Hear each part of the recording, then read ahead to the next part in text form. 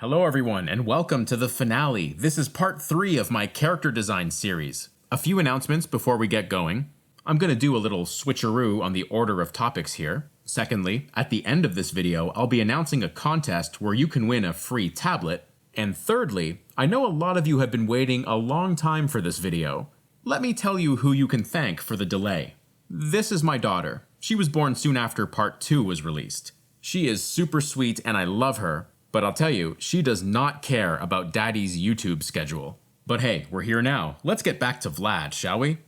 Here's the lighting study we created in part 2. We also did these color keys, which will help inspire the final rendering. Here in Photoshop, I'll go up to Filter, Stylize, Find Edges. And I get this kind of quasi-line drawing.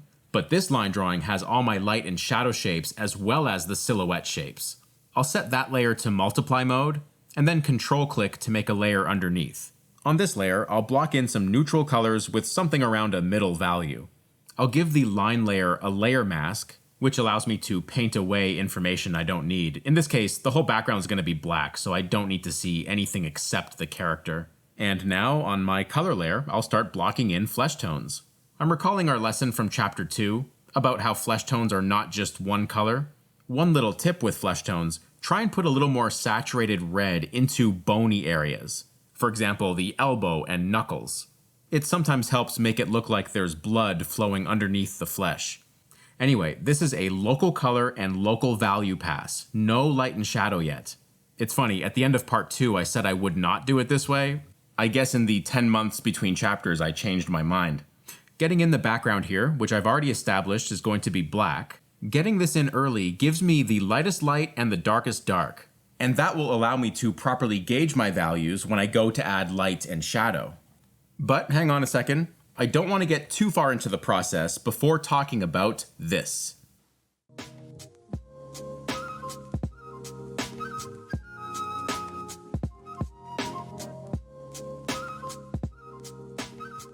Digital brushes are not created equal, in the sense that different brushes contribute different things to your painting.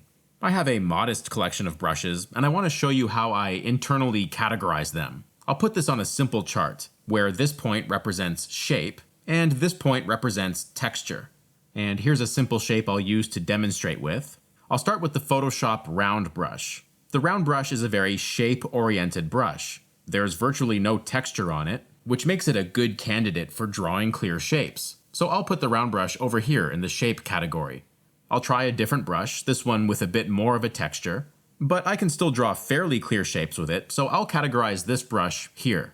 Here's a third brush, and now I'm getting to the point where the shape is being compromised in favor of texture. So this brush I think goes about here. Here's one more brush, which cannot make a clear shape to save its life. I'll categorize this one all the way over at the texture side. Now, when you paint, you have to develop a sense for when you need to be accountable to shape versus when you can have a bit more fun with texture. Remember in part 2 when we were extracting light and shadow shapes? That is a delicate shape right there. It contains a lot of information. If I were painting it, I would not use this brush. If you need an exact shape, it just doesn't make sense to select a brush that prevents you from drawing one. So instead, I'll choose a cleaner brush, one with less texture, that allows me to really nail that shape. I will also spend the time I need to get it right. Now here's the cool part. On the back of that accurate, clean shape, this painting can support the weight of so much more texture. Brushes and brush strokes that would previously look messy, now can really shine. As I paint here, I'm even degrading the quality of my first shape a little bit, but you'll notice its strength still prevails. Getting back to Vlad here, I'm kind of doing the same thing but in reverse. This is my flat color pass and it's pretty messy. So now it's time to really start drawing something solid. I'll do that with a shadow pass. I'll make a new layer, set it to multiply. I'll take a stab at the color based on the color key I'm going with. And I'm spending time here drawing in my shadow shapes. As far as a good professional painting goes, your shadow pass is your biggest iron in the fire. It's just responsible for so much: the design, the lighting, the form. So again, spend the time you need to get it right. You know, there's one thing I don't talk about enough in my videos. Be sure to flip your canvas as you work. This basically tricks your brain into thinking it's seeing your picture for the first time. And in that split second, you get to make some objective judgments over your work.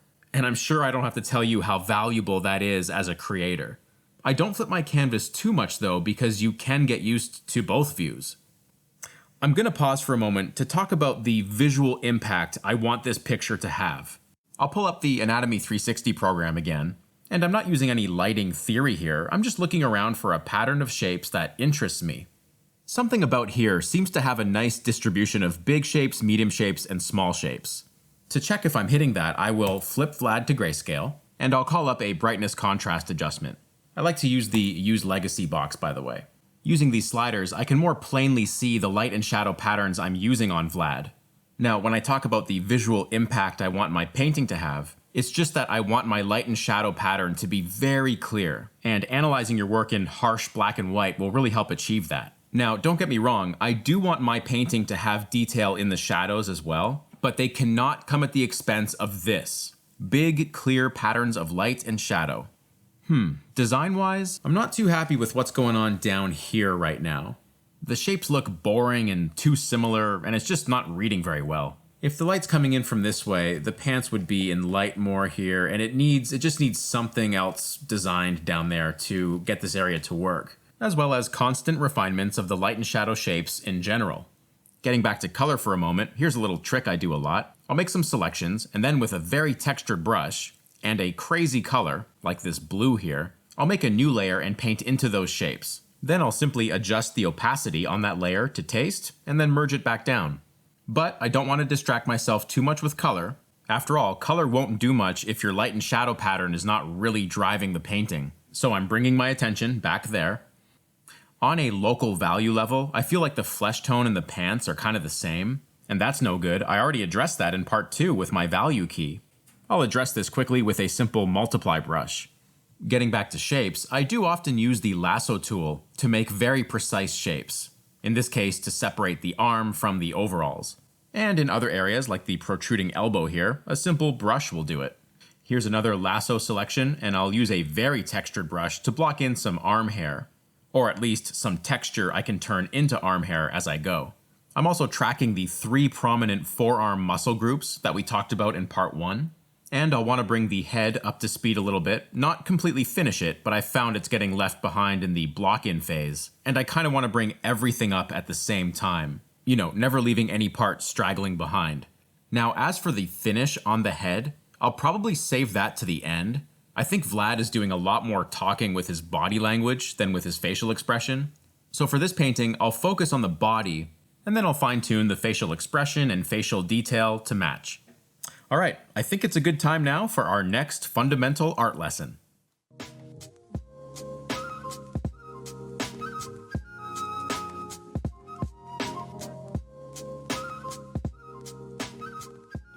Did you know that there are 7 common types of folds found in fabric? I think a lot of people really struggle with painting convincing clothing.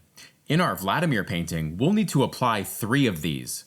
The zigzag fold occurs when a tubular piece of fabric, like a shirt sleeve or pant leg for example, buckles under gravity. The patterns of the folds kind of zigzag down the form.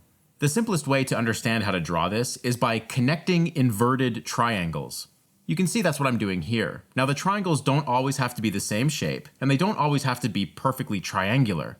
Now when I go to start shading this, I'll be very cognizant that this triangle points in and this triangle points out. This line here indicates the thickness of the fabric, and then it's just a matter of following this process down the sleeve. Note that in these areas here, we're seeing those triangular folds foreshortened in perspective. These can be a bit tricky. Then I'll just apply an overall shadow value to indicate that the arm is cylindrical, and we have our basic zigzag fold. Pant legs follow the same pattern, though the folds tend to congregate near the bottom, and we can see here that even the silhouette of the form has a zigzag to it. I'll start my study by blocking in a very simple silhouette, and then I'll carve into it to get the zigzag pattern. Another common thing, the bottom of pant legs are rarely parallel with the floor. You can see the clear diagonal being cut here. When I go to shade this, I'm still looking for those triangular patterns, though I find they're a bit more intricate in pant legs. Sometimes I think about a map on a terrain with lots of twisty, zigzaggy roads. I think I can apply this study directly to Vlad's pants. Let's move on to the next fold though. the spiral fold. Spiral folds are like zigzag folds in the sense that the fabric is compressed in both cases, but spiral folds will wrap around the form in a spirally fashion. They tend to be caused by tension rather than gravity, and for that reason, spiral folds commonly show up on tight clothing. To do a quick study here, I'll start by defining the cylinder of the arm, then I'll draw the bottom of the sleeve wrapping around that cylinder. The spiral folds themselves are very similar to that bottom of the sleeve, in that they describe the form by going around it, but again, they just do so in a more spirally fashion. I'm using the concept of triangles to help me here too, though this time I'm putting them in the negative space between folds. If we examine those triangles in isolation here, notice the variety in size and spacing. That will help your folds look more natural. Applying values to spiral folds is pretty straightforward. The side of the fold facing away from the light is going to be darker. The only thing to watch out for is that spiral folds don't always go into shadow. They're sometimes shallow enough to be in halftone, which is a darker value in the light family. Notice the fold at the top of the shoulder here is much deeper and therefore plunges into a darker shadow. Lastly, spiral folds can be tight enough to produce little tiny highlights, but do not overdo this. In fact, we're going to talk about highlights in the materials lesson coming up. One more fold to look at today, the pipe fold, sometimes called the stretch fold. It occurs when fabric is stretched or dropped from at least one tension point. In this Norman Rockwell painting, we have a tension point here at the elbow and a tension point here at the shoulder, and you can see the pipe fold running between them. However, there are also tension points running down this entire seam here, and because most clothing has seams like this, you're looking at a very common arrangement of pipe folds. Pipe folds don't always happen in groups though. In this example, here's two tension points, with just a single pipe fold occupying the space. I hope you're paying attention and noticed the spiral folds and zigzag folds too. To draw the pipe fold, I'll first draw a cylinder representing an upper arm, for instance. Then I'll throw in a couple tension points, and then attaching this organic cylindrical structure to it. These are just cross contours to show the form of that cylinder. And maybe there's another tension point here with a bit of a thinner one. Because the sleeve often sags at the bottom, I'll erase this bottom contour, put a third tension point here, and connect these with maybe a larger cylinder.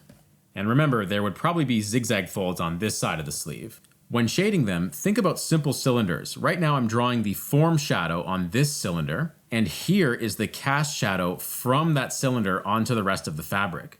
I'll simply repeat that process for the entire sleeve, and this is how you can study pipe folds. Getting back here, I've completely flattened my layers, which is something I do but don't recommend.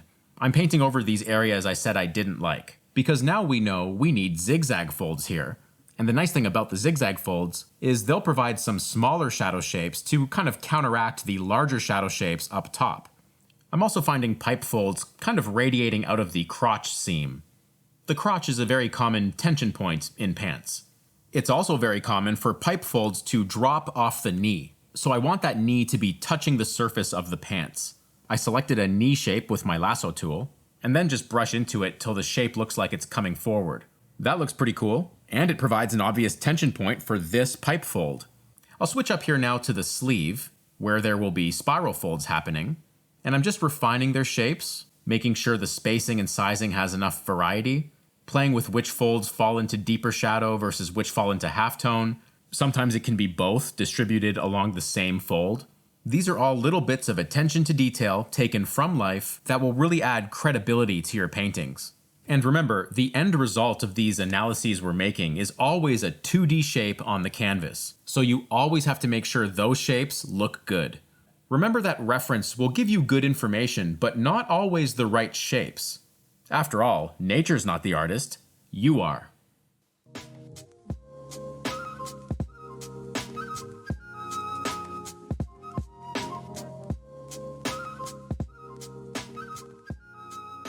On a new multiply layer, I'm looking to try and get in some of the dark patches that I see in my reference material. This to me is a detail of the clothing that is appropriate to add now. I did not add it before because I felt like before I was still figuring out the geometry, the basic forms. And here now I can use this detail to help further describe that and sort of fit it on top of the painting. If I zoom in here, you notice I'm using this detail to reinforce the form of Vlad's legs and fabric folds. Same deal with this one here. The brush strokes are pretty rough because I'm just laying it in. I need to quickly do that to see how it looks. But now that I kind of like this, the first thing I might want to do is duplicate the layer, which darkens it even further, the double multiply. I'll dial it back to taste, but I do want this patch to be pretty obvious. Otherwise the pants risk being a little monotone. Once I'm happy with that, I'll merge it back down to just one multiply layer again. Now one thing I notice about the reference is the shadows of this dark material are really, really dark. So I've got a multiply brush out here, and I am darkening the shadow parts of the darker fabric. Of course, having this on a layer temporarily means I can warp it around. I'll do the same thing to this one here. And when I'm done, I will merge this down. I think I'm very much in the minority here. I like working on just one layer. I do not recommend that practice, especially if you're working for clients. Keep your stuff on layers. Anyway, what I'm doing here is further redesigning the zigzag folds at the bottom of his pants. I never quite finished that process. And that's another thing I do when I paint. I jump around a lot. I will almost never finish one area before moving on. I kind of bring everything up all at once. Here's another bit of detail, the belt loops. I guess overalls don't need belt loops, do they? But I'm pretty sure I've seen detachable overalls that double as pants. So let's go with that explanation. Also, I think they just look good. Maybe I can attach a tool belt to it later or something. And speaking of that, here's the tool pouches, which are also a darker local value. I'll get the shape right and then dig into some textured brushes to quickly render them out. A little more suggestive here. Ooh, check it out. This is a blood spatter image I found on Google. First thing I'll do is flip the layer mode to overlay, which is kind of my go-to mode for blending textures. What I'll do now is hit this button here to make a layer mask, and paint black into the layer mask to hide parts of the blood spatter that I don't want. That looks pretty cool. Here's another one, which I want to have on this part of the shirt. I have to be very careful not to disrupt that shape though. That shape plays a big role in this character's pose and readability. I put a lot of design effort into that shape, and the last thing I want to do is have a piece of detail like this obliterate it by going over the top. Like, this is no good. However, I think with some creative editing and a lot of reduction in opacity, I could probably have a light blood stain, almost like he's tried to wash the shirt a few times. Okay, I'll lay that in there, and here I'll just grab the eraser and just erase out, almost at random, just little spots I don't need so much. There we go. I feel like this preserves the shirt's overall contrast, while still delivering a nice bit of detail. And because I'm masochistic, I suppose, I will merge everything down. Again, don't do this at home.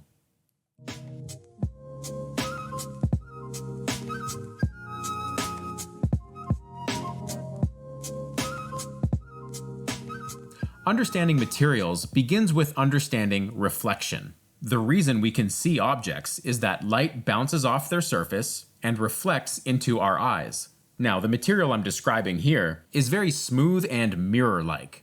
Here it is on one of my stainless steel kitchen utensils. It does not have its own local color, it just reflects all the light that's thrown at it. This is typical amongst metals, stainless steels, and chromes. We can use this material on Vlad's sword. I'm sampling colors from my painting, and just putting them in areas of the sword that I feel would reflect the areas that the colors came from. Now, in this part of the sword, I'm reflecting the actual light source, commonly known as a highlight. And to make it look extra bright, I'm adding this glow to it, as though it's overloading the lens.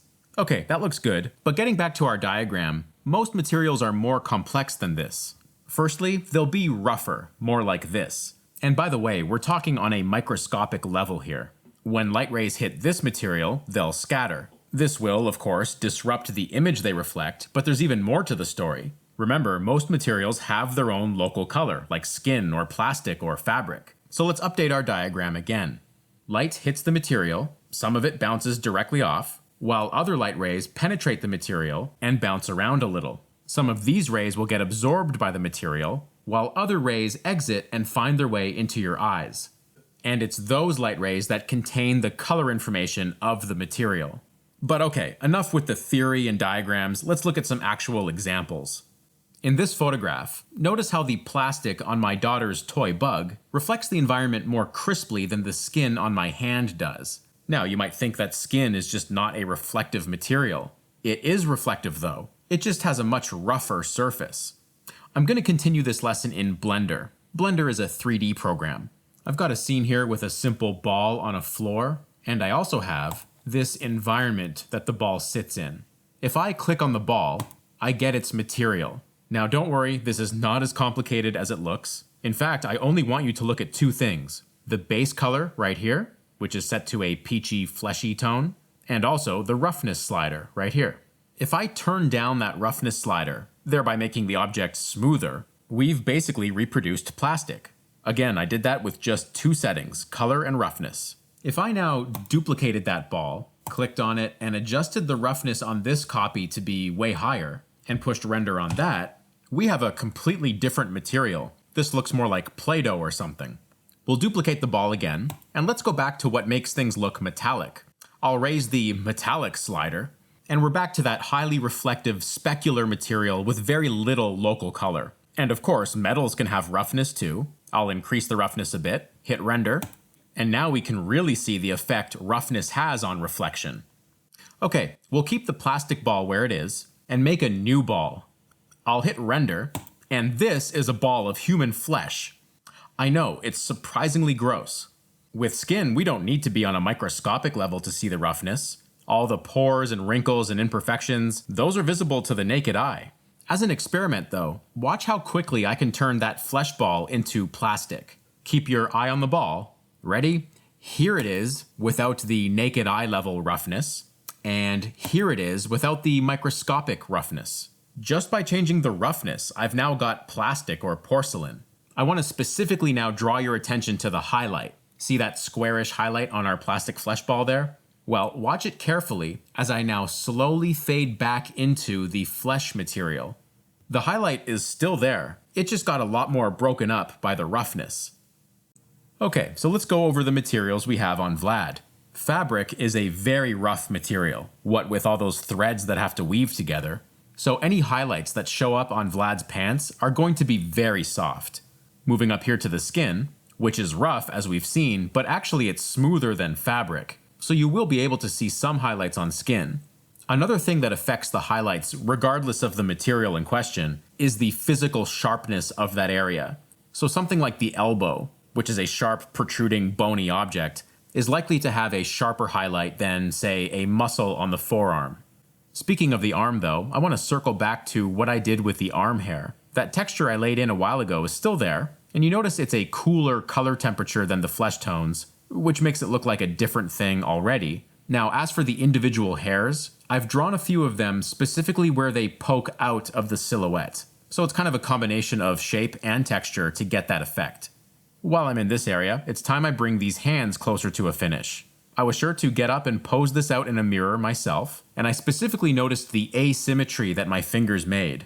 This is especially true in a tight grip. You know, fingers are compressing other fingers. Also, each finger serves a different function in a tight grip.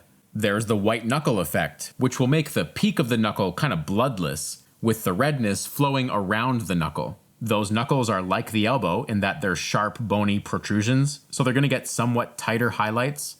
A bit more glowing action on the sword, and just putting on some headphones, listening to some music, and getting these areas to work. Finishing a painting tends to take a lot more time than starting a painting, at least in my experience. Hands especially contribute a massive amount to the body language of a character. I think it was Ian McKegg who said that if you get the head and hands right, the audience will forgive you for anything else. I find that largely to be true. Speaking of the head, I think it's about time we finished that off. What we have here is something past a block-in, but not detailed enough to be a final.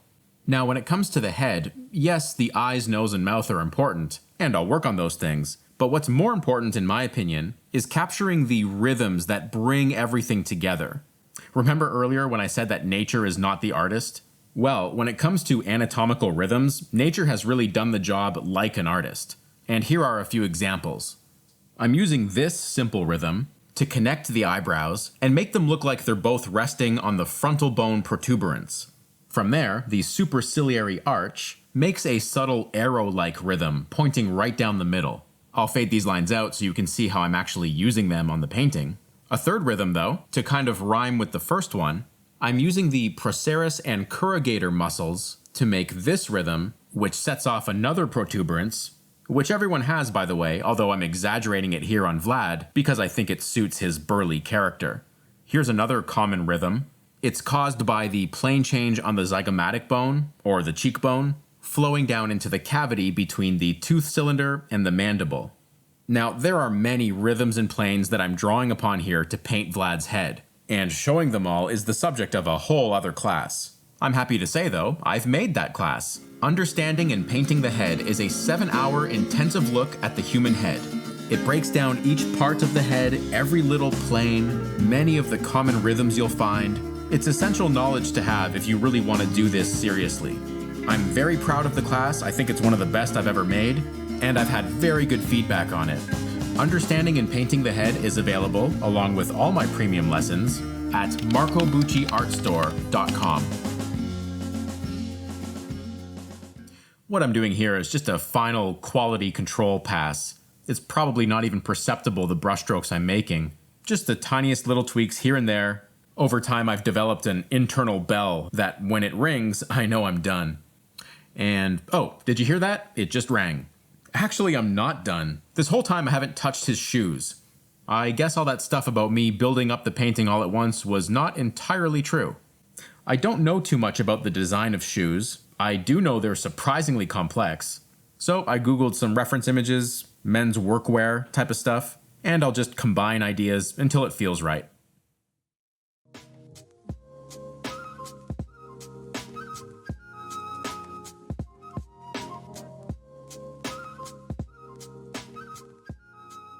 I've made the final Vlad painting available for download. There's a Dropbox link in the description.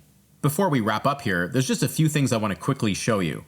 I altered the drawing on Vlad's hand, this one here specifically. When I woke up in the morning after I recorded that section, I noticed that the thumb was too far off of this finger. When you're gripping an object, your thumb will overlap that finger, and I didn't quite have that. I also like the design of this giant thumb. It fits the burly character here. Another detail I added but didn't talk about, the seam running down his pants here. Also, these blood spatters were done using the same techniques that I demonstrated. I added a couple of bands around the pants in this area. I felt like it helped break up the leg shapes, and they support this detachable cargo pocket. You see all these pipe folds emanating from the crotch seam? These are all single tension point pipe folds. When you have a single tension point, the pipe fold tends to be fully shaped right at the source. Like you can see the folds in this area here are very pipe-like, and as they move away from that tension point, they kind of drift or fade back into the regular form. And, there's a smiley face right there. If you grab the Vlad file I uploaded, you'll be able to see just how much texture I'm using in this painting. For some reason, I find in a sped up demonstration like this was, it's very difficult to see textures going down. But if you grab the file, you'll be able to see the plethora of texture brushes I'm using here, as I do like to take advantage of both sides of that brushwork chart. The head specifically is made up of a lot of scratchy brushstrokes, which I did to echo the nature of this character. And speaking of brushstrokes, I was really happy that I left this big brushstroke in there. Of course, it's completely abstract, but there's a gestural quality to it that I like. Every artist has their own little quirks like that, I guess. And the very last thing I do is decide which way the painting goes. I don't know why this is so difficult, but it is for me. There's something about that view I like better, but because parts 1 and 2 were in this orientation, I think for this video, I'll leave it here. Well folks, it took nearly a year, but we did it. We've reached the end of the mini-series, and I'm gonna celebrate by hosting my very first art contest. First prize will be an XP Pen Pro display tablet. You can also win free video downloads from my store and get your work featured in one of my YouTube videos. Check my Instagram page at Bucci blog for contest rules. There's a direct link in the video description. The submission deadline, folks, is May 15th, so you might want to get going. Well, that about does it for me. I hope you enjoyed the mini-series, I hope it helps your art, and I'll see you in another video.